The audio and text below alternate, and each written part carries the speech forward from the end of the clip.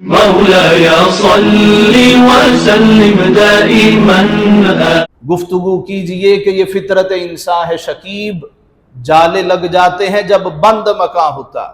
ادعو الى سبیل ربک بالحکمہ والموعظۃ الحسنہ وجادلہم باللتی ہی احسن.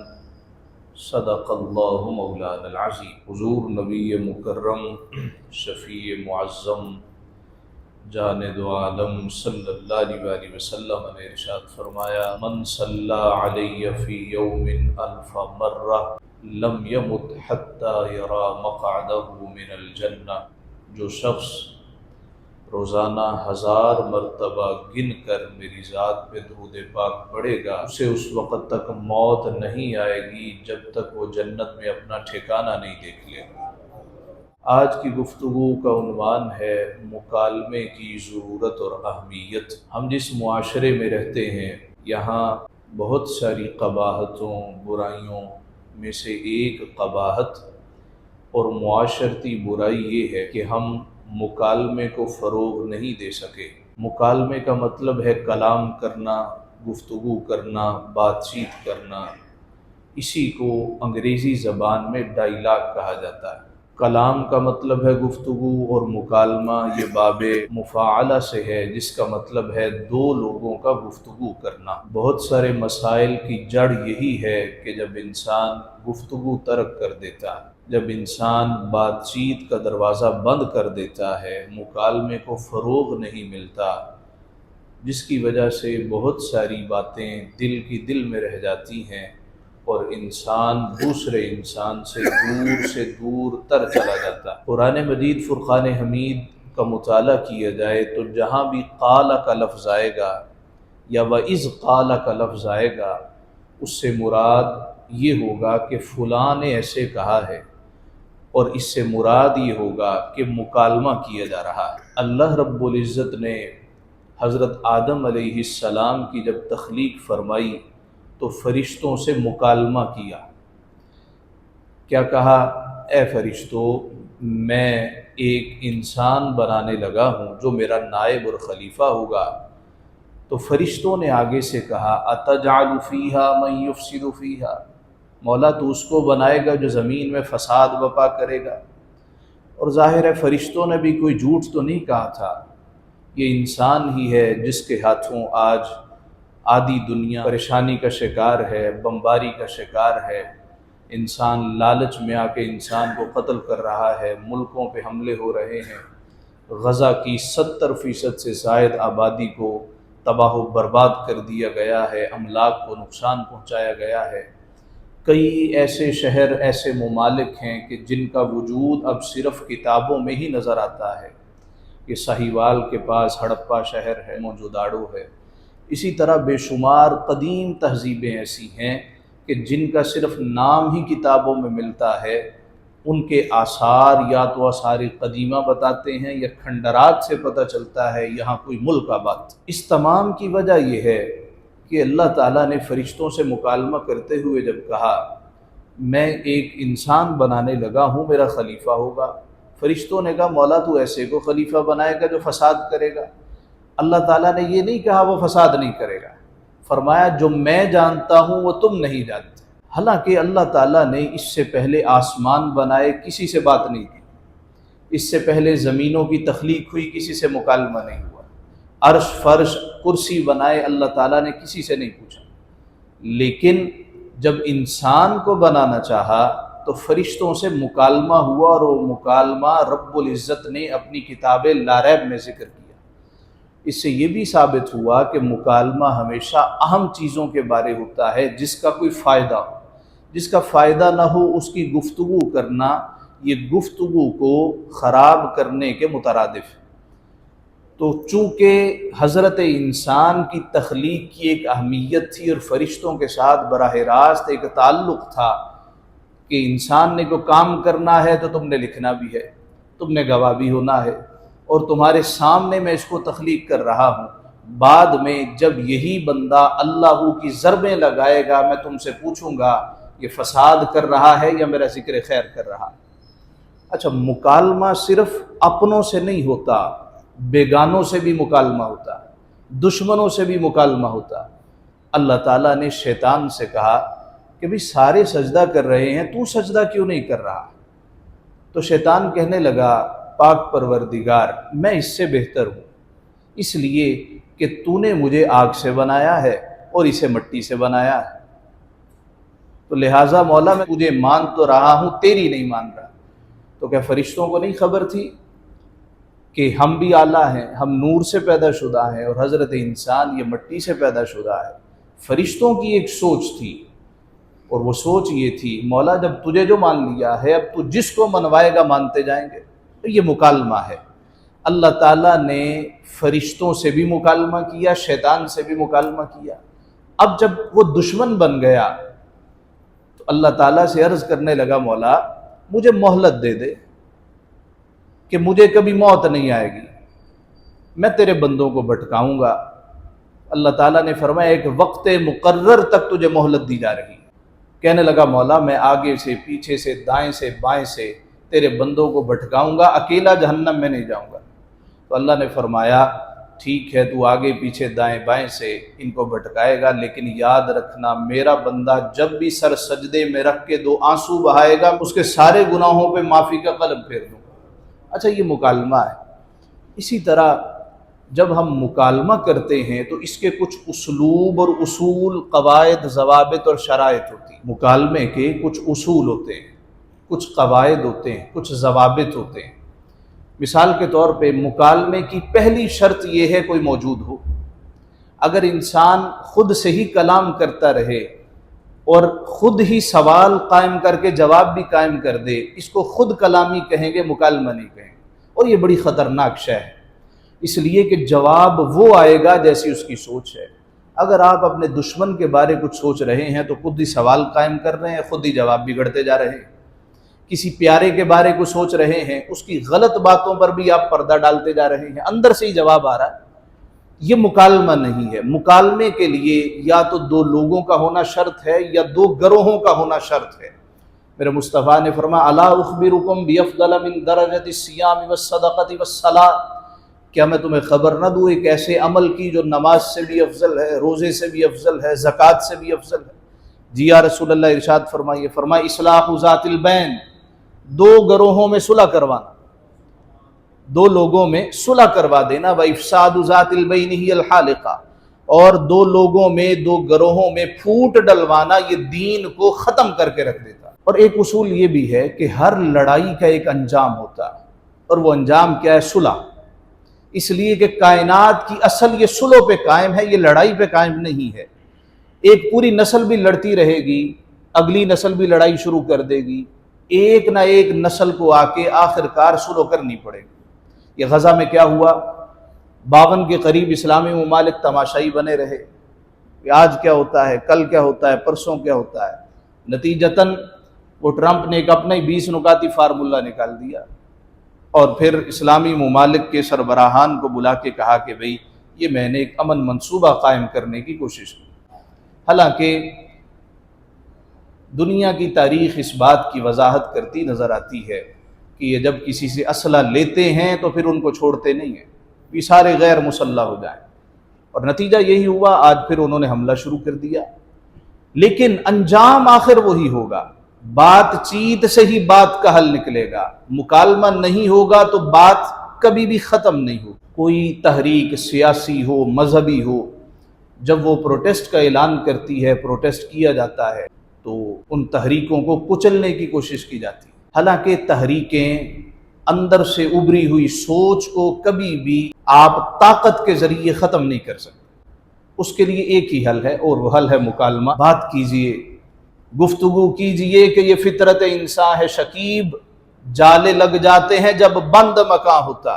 اب نتیجہ یہ ہوگا کہ افراتفری شروع ہو جائے گی، نتیجہ یہ ہوگا کہ ملک انتشار، افتراق، انارکی کی طرف جائے گا۔ سلیم الطبع لوگ، ان کو سیاست میں آنا چاہیے۔ سیاست دان کی تعریف یہ ہے، آپ لغت اٹھا کے دیکھیے، سیاست دان کہتے ہیں سیانے آدمی، جو سمجھدار ہو، جو معاملہ فہم ہو، اس کو سیاست کہتے ہیں۔ میرے مصطفیٰ نے فرمایا بنی اسرائیل کے انبیاء ساری سیاست کرتے تھے، لوگ ان کے پاس تصفیے کے لیے آیا کرتے تھے۔ حضور علیہ الصلوۃ والسلام مسجد نبوی شریف میں بیٹھتے، دنیا جہان کے مسائل صحابہ لے کے بارگاہ مصطفیٰ میں آتے، اسی مجلس میں سرکار ان کو حل کر دیا کرتے تھے۔ اب عرف میں سیانہ بندہ سیاست دان نہیں بنتا، بلکہ رسہ گیر سیاست دان بنتا ہے، قبضہ گروپ سیاست دان بن جاتا ہے۔ جتنا کوئی زیادہ خوش آمدی ہوگا وہ اتنا ہی بڑا سیاست دان بن گیا۔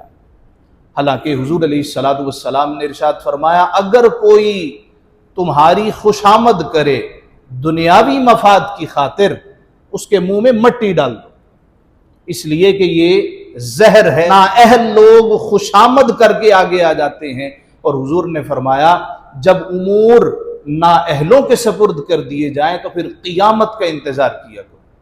اب قیامت وہ جو آئے گی سو آئے گی، یہ قیامت کا مطلب ہے پھر تباہی کا انتظار کرو۔ اگر آپ نے اپنی دکان بھی نااہل بیٹے کو دے دی نا تو دکان کا ستیہ ناش کر دے گا۔ اگر آپ نے کسی مسجد کا زمام کسی نااہل کے سپرد کر دیا تو ستیہ ناش ہوگا۔ اگر آپ اپنے فیکٹری، آپ نے اپنی مسجد، آپ نے اپنی مل، کوئی شے نااہل کو دے دی جو اس شے کا اہل نہیں ہے۔ ہر آدمی کو اللہ نے اپنی صلاحیتیں، اپنی قدرتیں دی ہوئی تھی۔ وہ شخص جو بزنس اچھا کر سکتا ہے ضروری نہیں ہے کہ وہ دین بھی اچھے طریقے سے سمجھ سکتا ہو، بیان کر سکتا ہو۔ ہر آدمی کو اللہ تعالیٰ نے خصوصیات دی ہوتی۔ ہمارے استاد ایک واقعہ سنایا کرتے تھے، کہتے ہیں کہ ایک آدمی نے نئی نئی نحو پڑھی، یعنی کہ عربی گرامر پہ عبور حاصل کر لیا۔ اس کو دریا کے پار جانا تھا، ملا سے کہنے لگا کتنے پیسے مکا لیے، اتنے پیسے ہوں گے۔ بیٹھ گیا، راستے میں کھجلی ہوئی، کہنے لگا او ملا تجھے نحو آتی ہے؟ کہنے لگا جی نہیں، میں تو شروع سے ہی کام کر رہا ہوں، میں پڑھا لکھا نہیں ہوں۔ کہنے لگا ہو تو نے تو آدھی زندگی برباد کر۔ اب خاموش ہو گیا بیچارہ، کیا جواب دیتا۔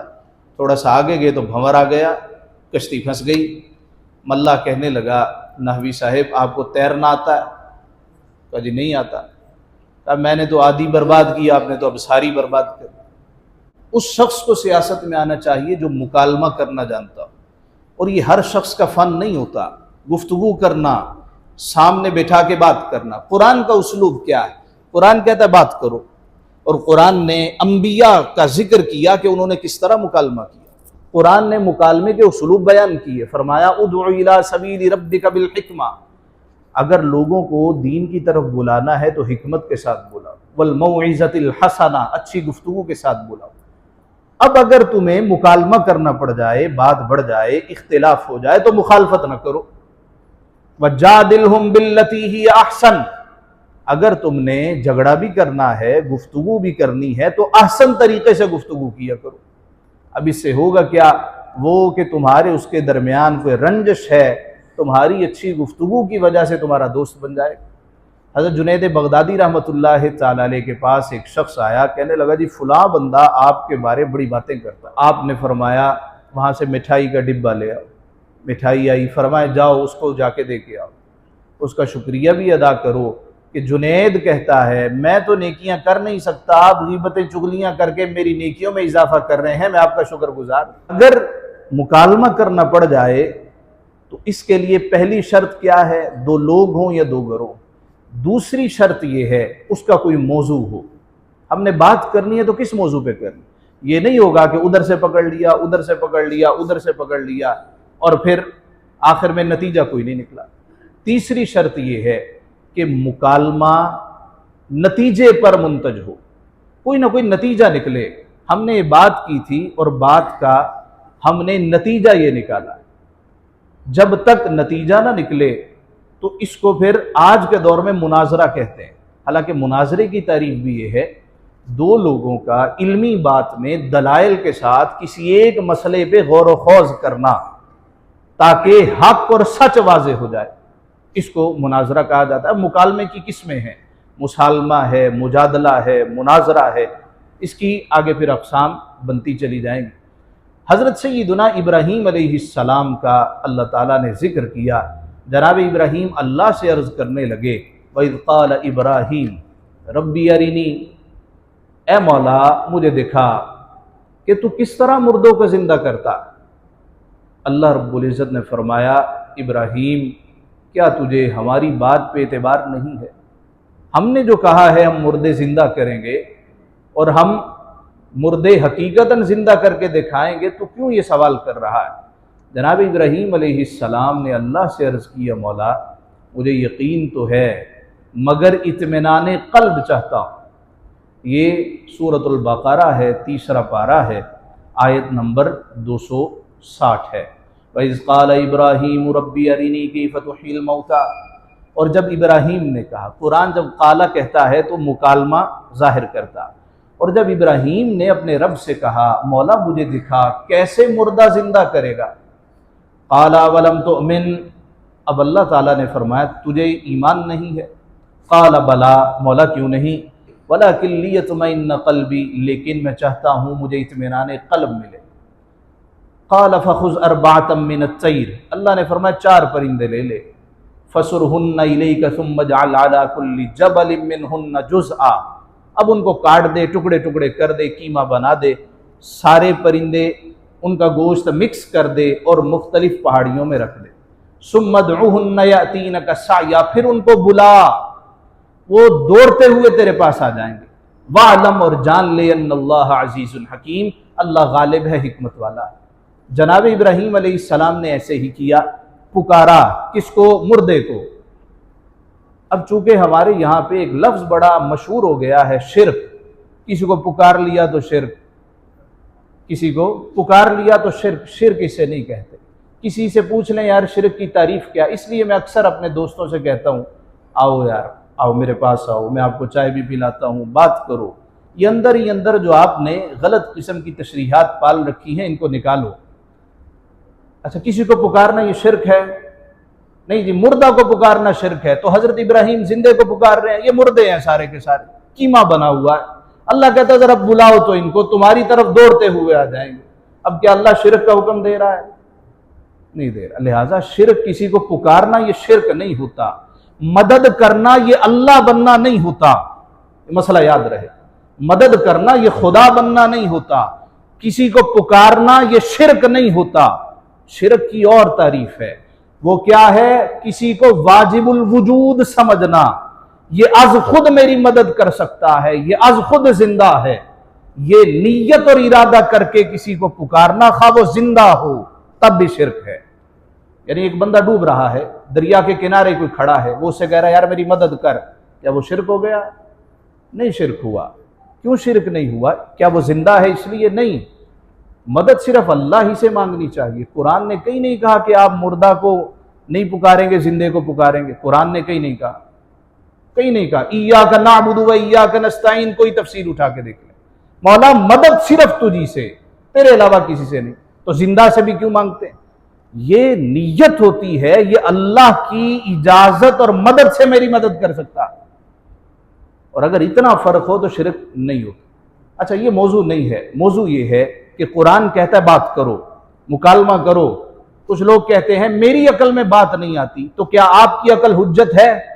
دوسرے کی عقل حجت نہیں ہے؟ اگر عقل حجت مانی جائے تو سب کی عقلیں حجت ہوں، فرد واحد کی عقل حجت نہ ہو۔ حجت کیا ہے؟ رب کا قرآن ہے یا مصطفیٰ کا فرمان ہے؟ حضرت امام مالک کا قول ہے، فرمایا دنیا میں ہر شخص کی بات رد ہو سکتی ہے، گنبد خضرا کے مکی کی بات کبھی رد نہیں ہو سکتی۔ قرآن شریف نے ایک اور اسلوب بھی بیان کیا، مکالمہ کرنا ہے تو ڈھنگ کے ساتھ کرنا ہے، تمیز ادب کے دائرے میں رہ کے مکالمہ کرنا ہے، اگر کسی نتیجے پر پہنچنا۔ حضرت ابراہیم علیہ السلام نے اپنے صاحبزادے حضرت اسماعیل سے مکالمہ کیا، اور الفاظ کا چناؤ دیکھیے، اور کیا کہا؟ یا بنیا، اے میرے پیارے بیٹے، میں نے خواب دیکھا۔ کیا خواب دیکھا ہے؟ انی اذبحک، میں تجھے ذبح کر رہا ہوں۔ اب باپ ہے، چھوٹا بچہ ہے، باپ حکم بھی لگا سکتا ہے، جس طرح ہم کہتے ہیں لے بھی یہ تو کرنا ہی کرنا ہے، تیری شادی فلاں جگہ کرنی ہے، تو انکار کر کے تے دکھا، حکم دے رہے ہیں۔ نہیں، یہ مکالمہ نہیں ہے۔ جناب ابراہیم علیہ السلام کا اسلوب دیکھیے، اللہ نے جس کو پسند کیا، کیا کہا؟ یا بنی۔ تو اس بارے کیا کہتا ہے؟ قرآن اس مکالمے کو فروغ دینے کی بات کرتا، اپنی عقل، اپنی سوچ اور فکر تھوپنے کی بات نہیں کرتا۔